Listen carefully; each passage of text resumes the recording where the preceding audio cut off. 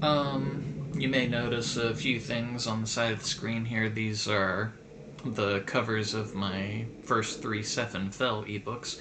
My profile has links where you can purchase each of them on whatever e-reader you use.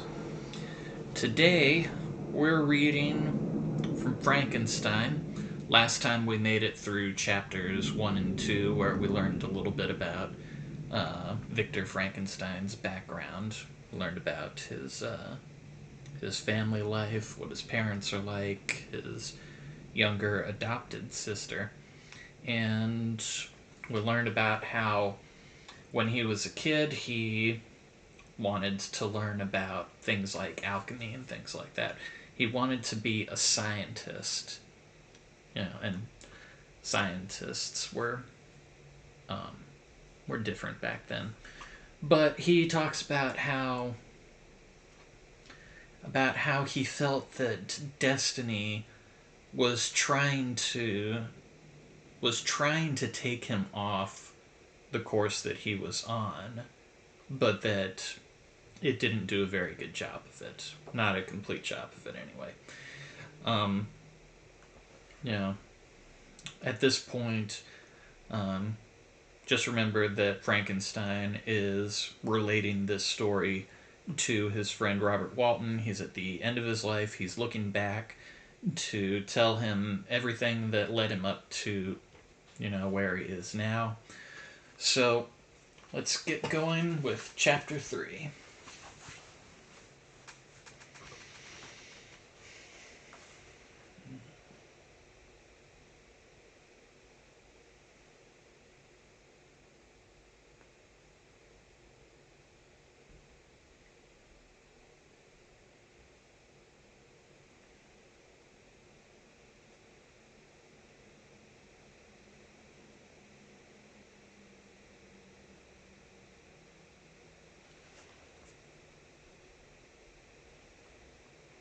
Talks about how his parents wanted to send him off to a university at the age of 17, but before he could go, Elizabeth, his adopted sister, caught scarlet fever.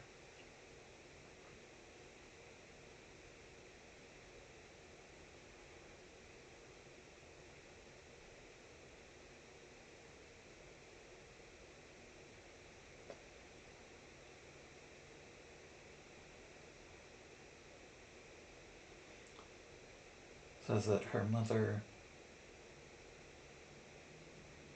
was so determined to help her get better that she succeeded, but because she spent so much time with her, the mother actually died.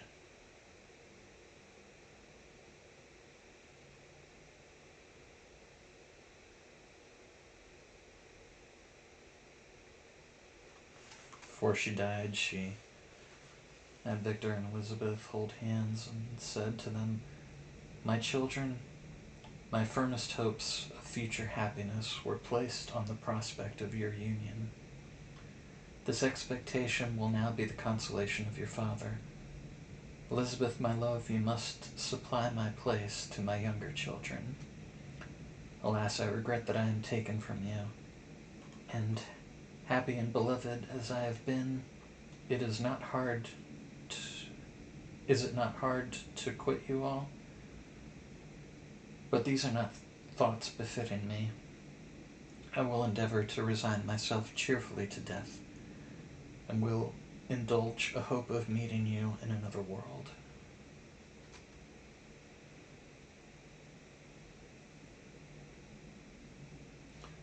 Remember that Mary's own mother died, not with a final speech like this to Mary, of course, but you can imagine that it's the kind of thing she would have hoped to have heard from her.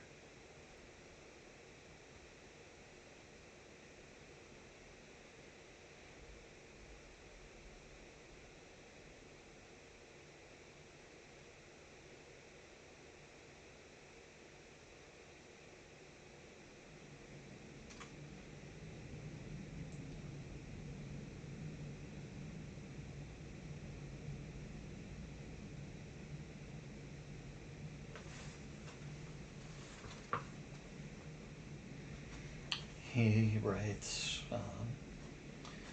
"It is so long before the mind can persuade itself that she, whom we saw every day, and whose very existence appeared a part of our own, can have departed forever. That the brightness of a beloved eye can have been extinguished, and the sound of a voice so familiar and dear to the ear can be hushed, never more to be heard. These are the reflections of the first days.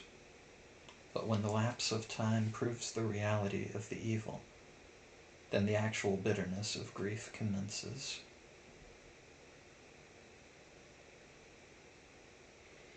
Mary definitely understood grief in her life.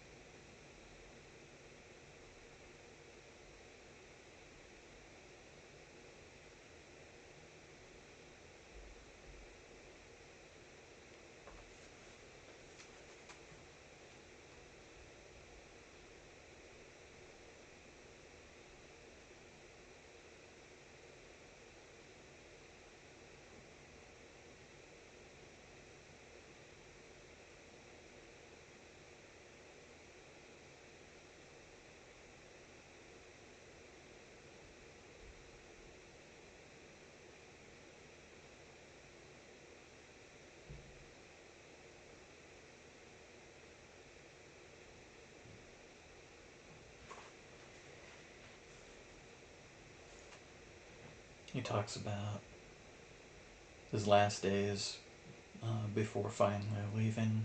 He put off leaving for college because of his sister's illness and his mother's death, but he talks about how he finally had to go, how his friend Henry Clerval wanted to go with him but couldn't go. He says,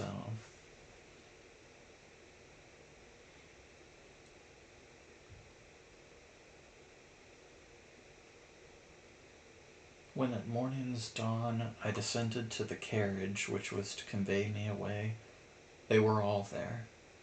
My father again to bless me, Clerval to press my hand once more, my Elizabeth to renew her entreaties that I would write often, and to bestow the last feminine attentions on her playmate and friend.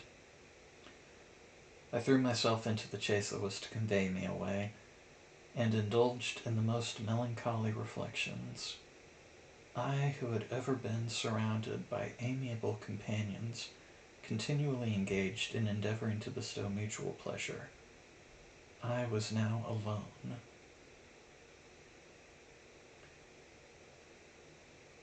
In the previous chapters, he talked about how close he was to each of them and why. And now he would be without them. Not forever, like with his mother, but when you're that close to people for that long, being away from them for the first time can certainly feel like forever.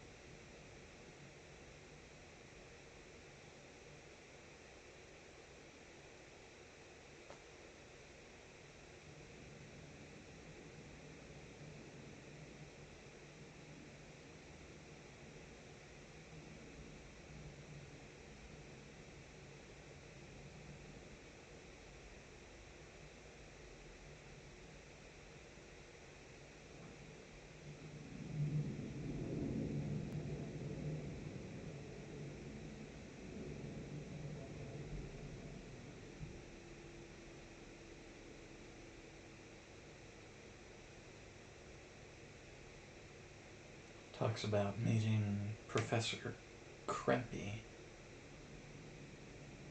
professor of natural philosophy, when he finally gets to school. He was an uncouth man, but deeply imbued in the secrets of his science. I don't know if you heard that honk outside. Anyway, he asked me several questions concerning my progress in the different branches of science appertaining to natural philosophy. I replied carelessly, and partly in contempt mentioned the names of my alchemists as the principal authors I had studied. The professor stared. "Have you," he said, "really spent your time in studying such nonsense?" I replied in the affirmative. "Every minute," continued Mr. Crimpy with warmth, "every instant that you have wasted on those books is utterly and entirely lost. You have burdened your memory with exploded systems and useless names. Good God, in what desert land have you lived, where no one was kind enough to inform you that these fancies, which you have so greedily imbibed, are 1,000 years old, and as musty as they are ancient? I little expected in this enlightened and scientific age to find a disciple of Albertus Magnus and Paracelsus. My dear sir, you must begin your studies entirely anew." Wow.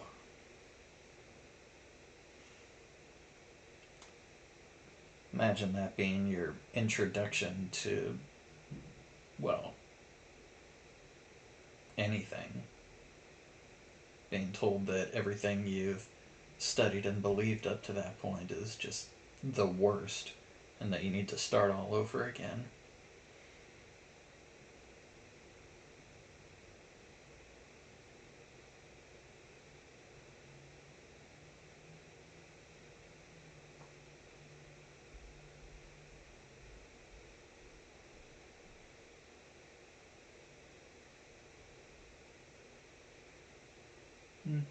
Not so bad, apparently. I returned home, not disappointed, for I had said that I had long considered those authors useless whom the professor reprobated.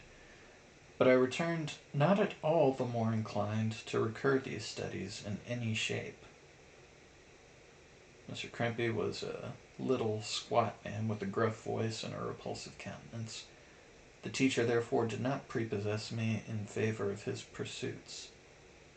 In rather a too philosophical and connected a strain, perhaps, I had given an account of the conclusions I had come to concerning them in my early years.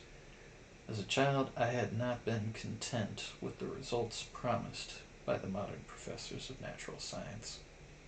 With confusion of ideas only to be accounted for by my extreme youth and my want of a guide on such matters, I had retrod the steps of knowledge along the paths of time, and exchanged the discoveries of recent inquirers for the dreams of forgotten alchemists.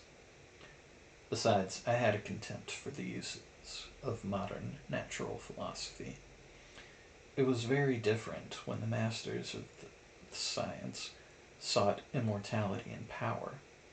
Such views, although futile, were grand. But now the scene had changed, which was changed. The ambition of the inquirer seemed to limit itself to the annihilation of those visions on which my interest in science was chiefly founded. I was required to exchange chimeras of boundless grandeur for realities of little worth.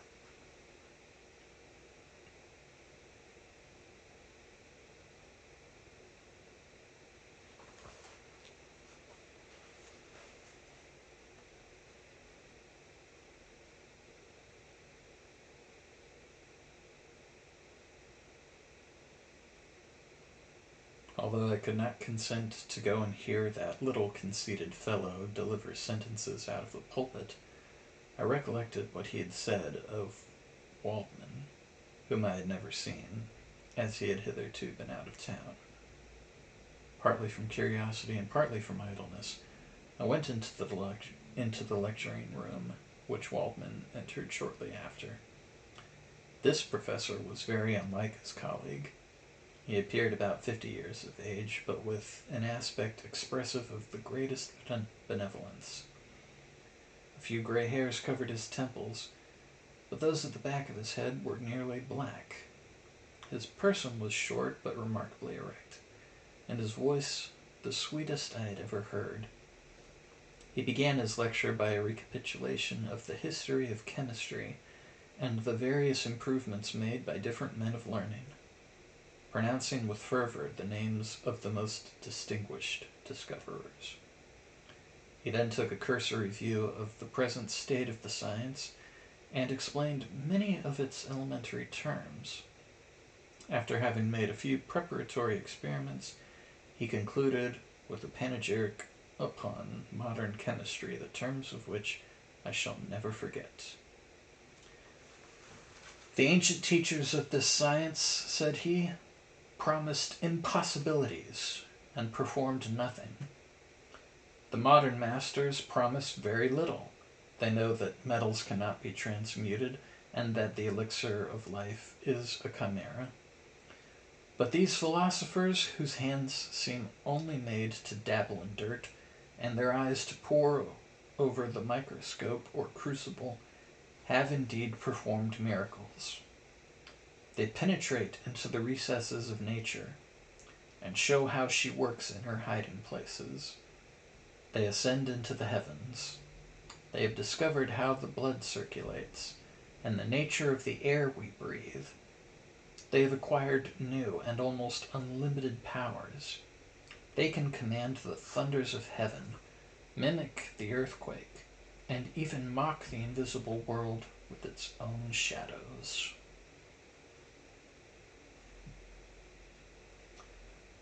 For some reason, I'm seeing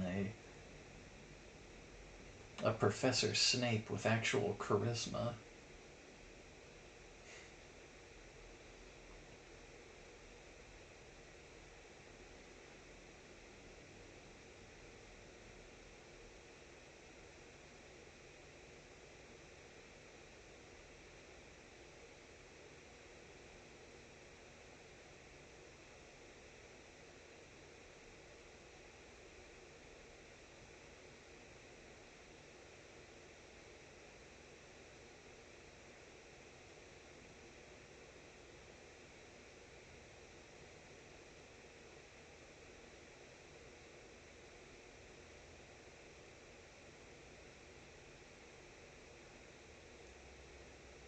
Talks about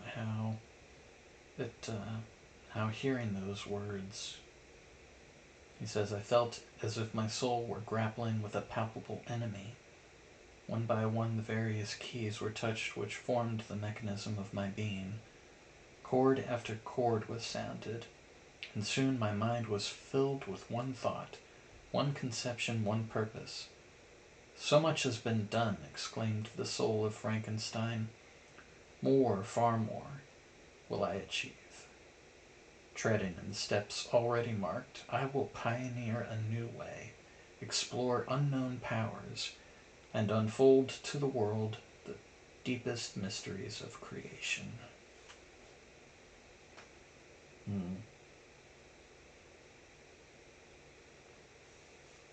She really is laying the foundation for a lot of mad scientists, the ones who want to take on the natural world and bend it to their will. But there's also the ones who, after they've accomplished that, are so overcome with remorse for what they've done that they want to destroy themselves and their creations with it.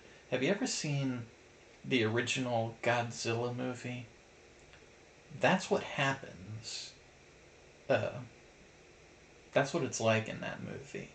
Not the Godzilla part, and not to spoil anything for you, even though it's more than half a century old. But there's a scientist in there who creates something,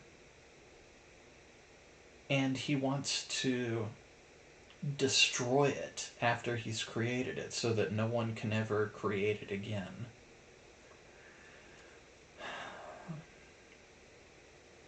It's all right here. I mean, she probably had her own inspirations, of course, but you can see it all right here.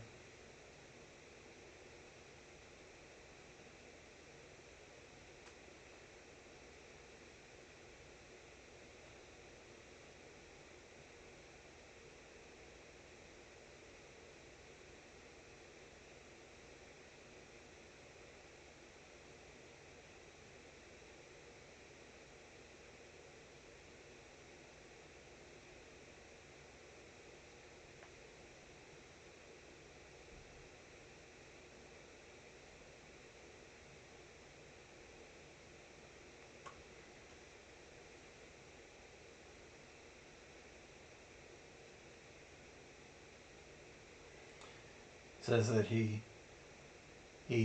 went to pay Waldman a visit later on at his home and says, I gave him pretty nearly the same account of my former pursuits as I had given to his fellow professor.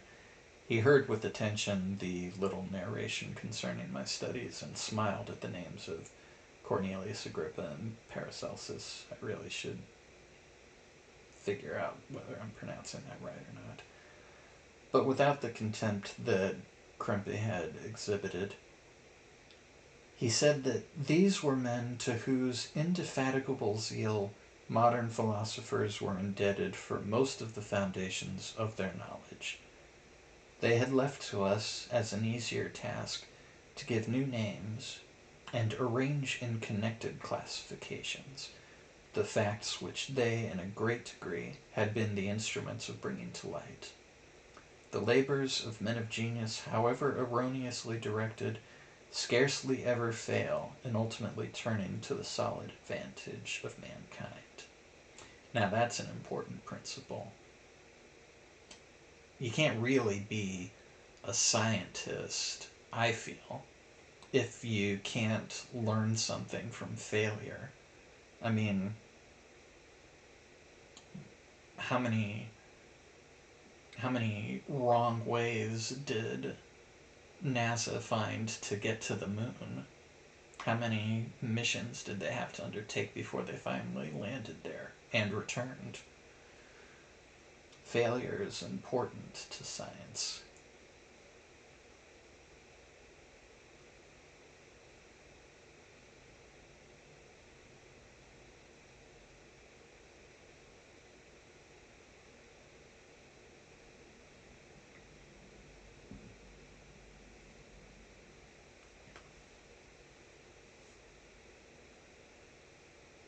I requested his advice concerning the books I ought to procure. I am happy, said Waldman, to have gained a disciple, and if your application equals your ability, I have no doubt of your success. Chemistry is that branch of natural philosophy in which the greatest improvements have been and may be made. It is on that account that I have made it my peculiar study. But at the same time, I have not neglected the other branches of science. A man would make but a very sorry chemist if he attended to that department of human knowledge alone. If your wish is to become really a man of science, and not merely a petty experimentalist, I should advise you to apply to every branch of natural philosophy, including mathematics. He then took me into his laboratory and explained to me the uses of his various machines, instructing me as to what I ought to procure, and promising me the use of his own when I should have advanced far enough in the science not to degrade their mechanism. He also gave me the list of books which I requested, and I took my leave. Thus ended a day memorable to me. It decided my future destiny. That's the end of chapter 3. It really seems like everything about his life is leading him in one direction, as if he does have a destiny.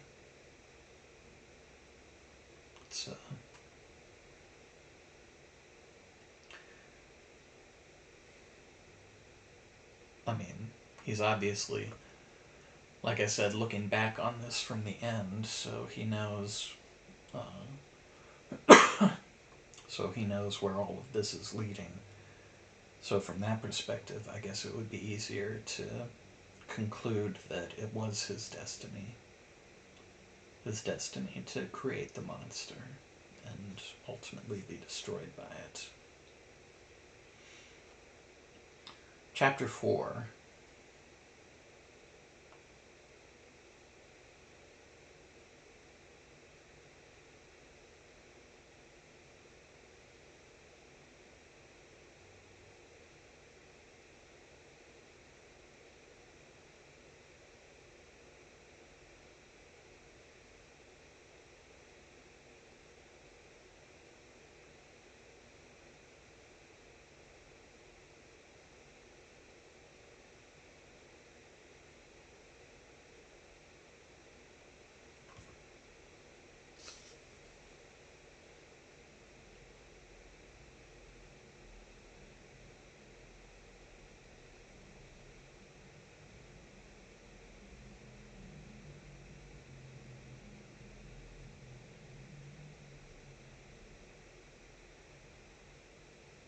Talks about his studies and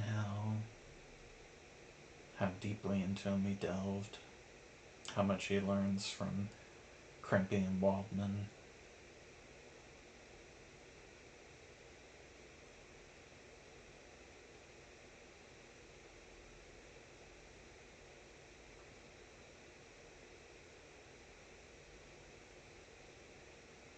Talks about how his progress was the astonishment of the students, and his proficiency was that of a master.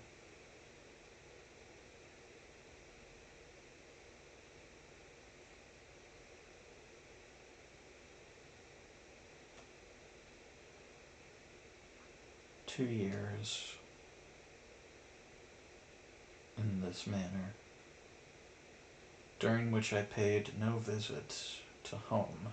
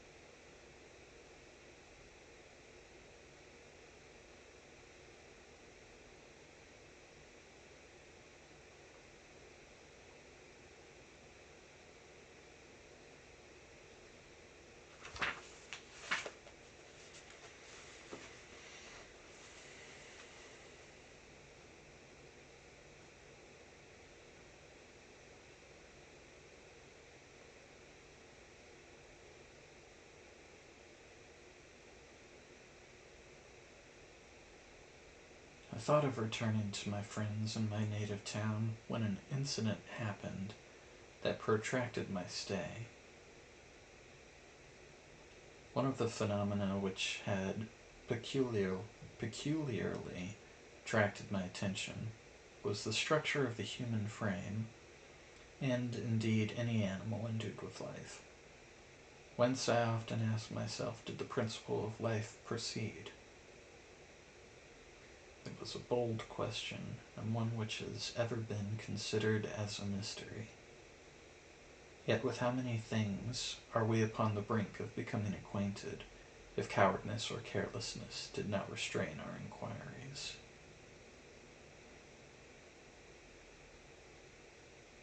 I revolved these circumstances in my mind, and determined thenceforth to apply myself more particularly to those branches of natural philosophy which relate to physiology.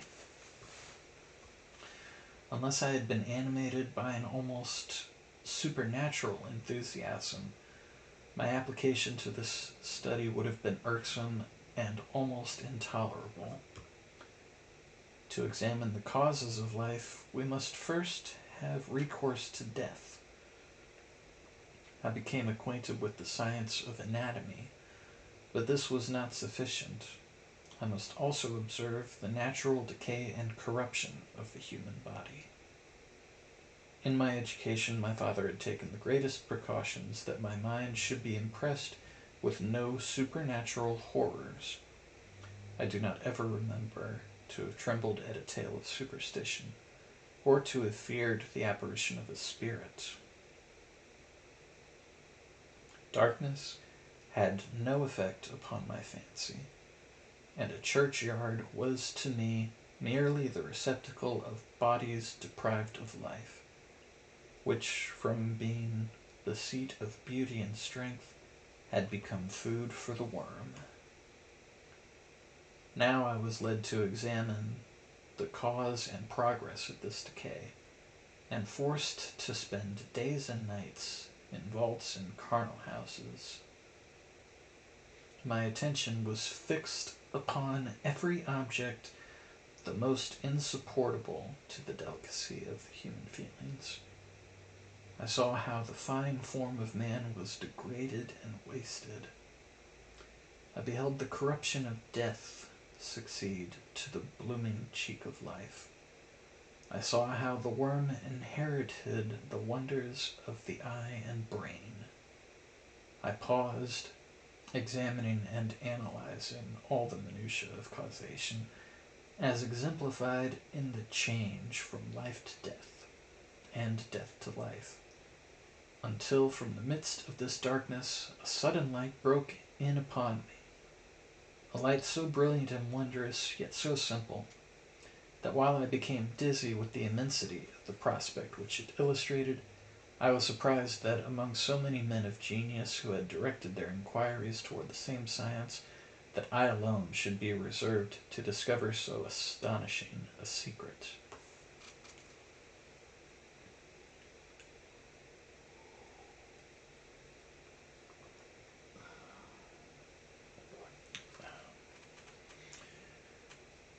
Remember, I am not recording the vision of a madman. The sun does not more certainly shine in the heavens than that which I now affirm is true.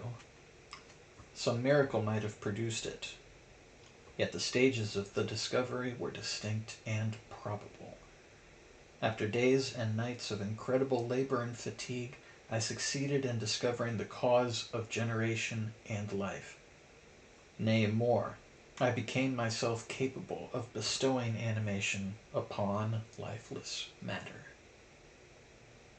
The astonishment which I had at first experienced on this discovery soon gave place to delight and rapture.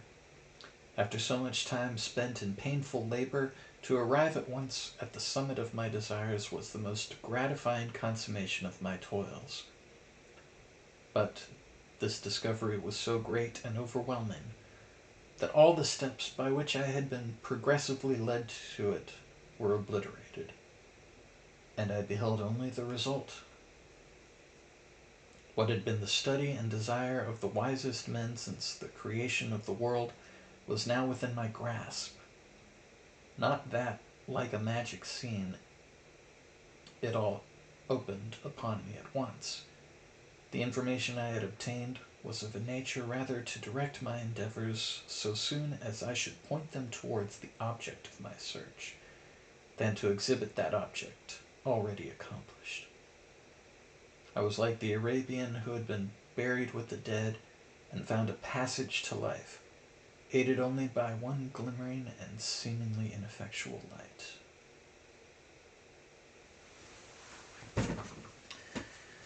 I see by your eagerness and the wonder and hope which your eyes express, my friend, remember he's talking to Robert Walton, that you expect to be informed of the secret with which I am acquainted. That cannot be. Listen patiently until the end of my story, and you will easily perceive why I am reserved upon that subject. I will not lead you on, unguarded and ardent as I then was, to your destruction and infallible misery. Learn from me if not by my precepts, at least by my example. How dangerous is the acquirement of knowledge, and how much happier that man is who believes his native town to be the world than he who aspires to become greater than his nature will allow.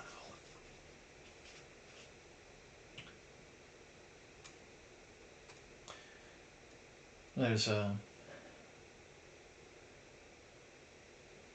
I mean, you may have noticed that he skipped right over how exactly he learned how to create life. But, like I said before, there are those mad scientists in fiction who want to take their work with them so that nobody follows it. That's Frankenstein. He doesn't want anyone following in his footsteps. The only reason he's telling this tale at all is to explain why he doesn't want anyone following in his footsteps. So don't expect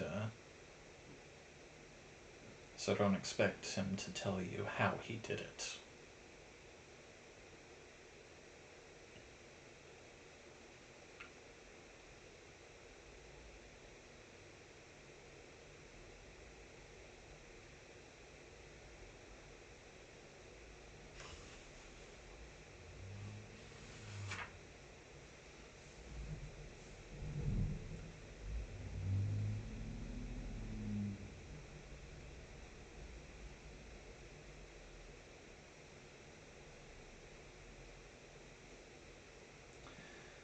He says that he goes on to talk about how, since even though he has the knowledge now, he still has to figure out, what kind of being he should create, whether animal or man. My imagination was too much exalted by my first success to permit me to doubt of my ability to give life to an animal as complex and wonderful as man. The materials at present within my command hardly appeared adequate to so arduous an undertaking, but I doubted not that I should ultimately succeed.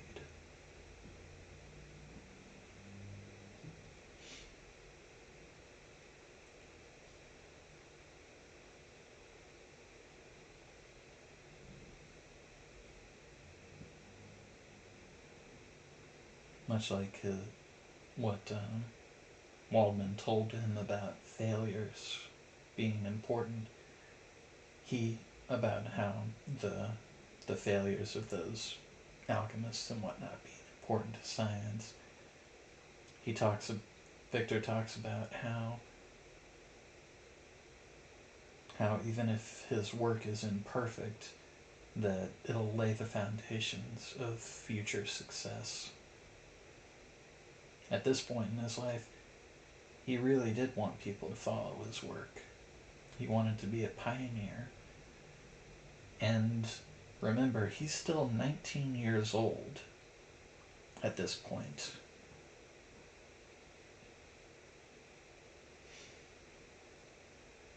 It was with these feelings that I began the creation of a human being. As the minuteness of the parts formed a great hindrance to my speed, I resolved, contrary to my first intention, to make the being of a gigantic stature. That is to say, about 8 feet in height and proportionably large. After having formed this determination, and having spent some months in successfully collecting and arranging my materials, I began.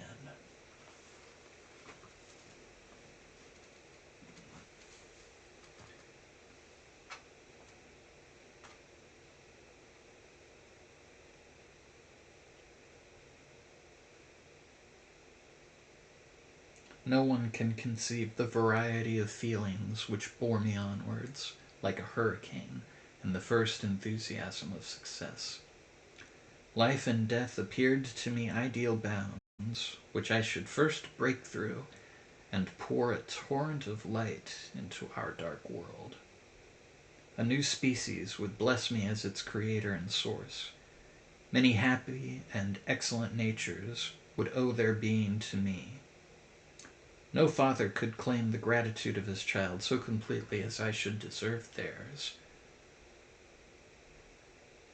Pursuing these reflections, I thought that if I could bestow animation upon lifeless matter, I might, in process of time, although I now found it impossible, renew life where death had apparently devoted the body to corruption.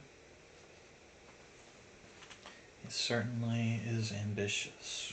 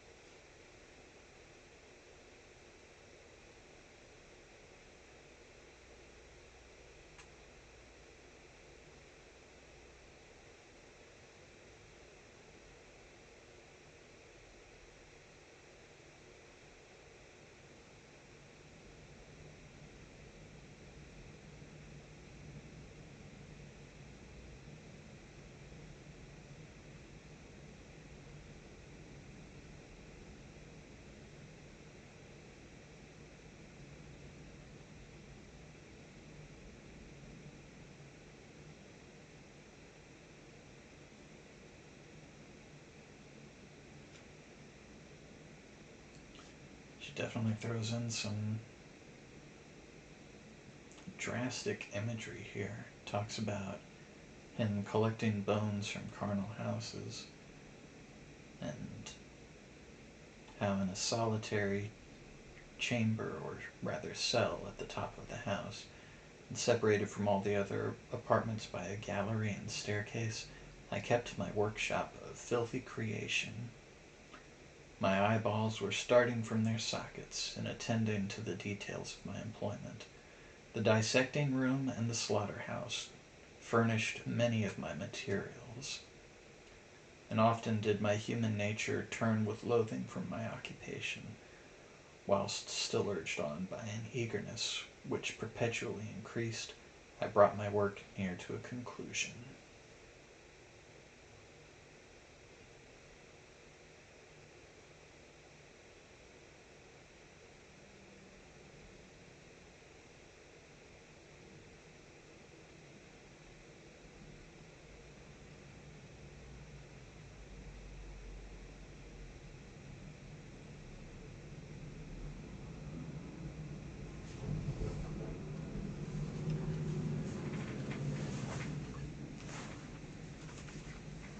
Talks about how his zeal for his work had made him insensible to the charms of nature, and the same feelings which made me neglect the scenes around me caused me also to forget those friends who were so many miles absent, and whom I had not seen for so long a time. I knew my silence disquieted them, and I well remembered the words of my father. I know that while you are pleased with yourself, you will think of us with affection, and we shall hear regularly from you. You must pardon me if I regard any interruption in your correspondence as a proof that your other duties are equally neglected. I knew well, therefore, what would be my father's feelings, but I could not tear my thoughts from my employment, loathsome in itself, but which had taken an irresistible hold of my imagination. I wished, as it were, to procrastinate all that related to my feelings of affection until the great object which swallowed up every habit of my nature should be completed.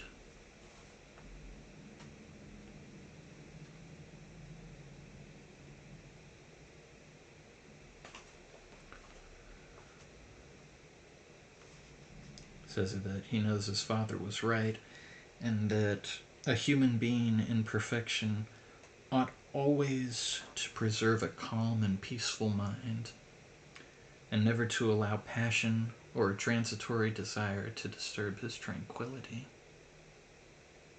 There's another one of those moments where you have to wonder how much of Mary's own life was reflected in this work, because remember, she did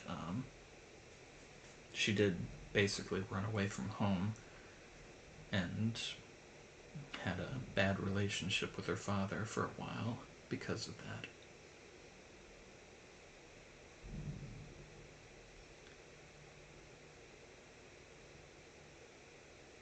I do not think that the pursuit of knowledge is an exception to this rule. If the study to which you apply yourself has a tendency to weaken your affections, and to destroy your taste for those simple pleasures in which no alloy can possibly mix, then that study is certainly unlawful, that is to say, not befitting the human mind. If this rule were always observed, if no man allowed any pursuit whatsoever to interfere with the tranquility of his domestic affections, Greece had not been enslaved. Caesar would have spared his country. America would have been discovered more gradually, and the empires of Mexico and Peru had not been destroyed.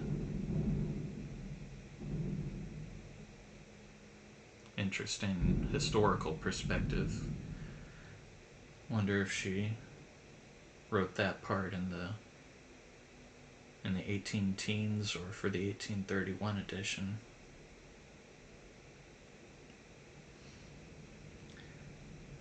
But I forget that I am moralizing in the most interesting part of my tale, and your looks remind me to proceed. My father made no reproach in his letters, and only took notice of my silence by inquiring into my occupations more particularly than before. Winter, spring, and summer passed away during my labors, but I did not watch the blossom or the expanding leaves, sights which before always yielded me supreme delight, so deeply was I engrossed in my occupation. The leaves of that year had withered before my work drew near to a close, and now every day showed me more plainly how well I had succeeded. But my enthusiasm was checked by my anxiety, and I appeared rather like one doomed by slavery to toil in the mines, or any other unwholesome trade, than an artist occupied by his favorite employment. Every night I was oppressed by a slow fever, and I became nervous to a most painful degree. The fall of a leaf startled me, and I shunned my fellow creatures as if I had been guilty of a crime. Sometimes I grew alarmed at the wreck I perceived that I had become. The energy of my purpose alone sustained me. My labors would soon end, and I believed that exercise and amusement would then drive away incipient disease, and I promised myself both of these when my creation should be complete. Well, I think that's something just about anybody could recognize when you get so caught up in something that you think is important and you start to push off things that aren't important, even basic things like eating and taking care of yourself, because you're so wrapped up in your endeavors. And you keep promising yourself that when you're done, you'll rest. But some simply never do until they're forced to rest. That's the end of chapter 4. I think we've got a pretty good handle on where things are going now. He's at that stage in his life, at that stage in his tale, where he's finally creating the monster. We'll read more later. Thank you for watching, and don't forget, of course, to check out, the Trials of Seven Fell, my own labor of love. And Be sure to leave a rating and review wherever you read them. They're available on all e readers. I'll talk to you more later.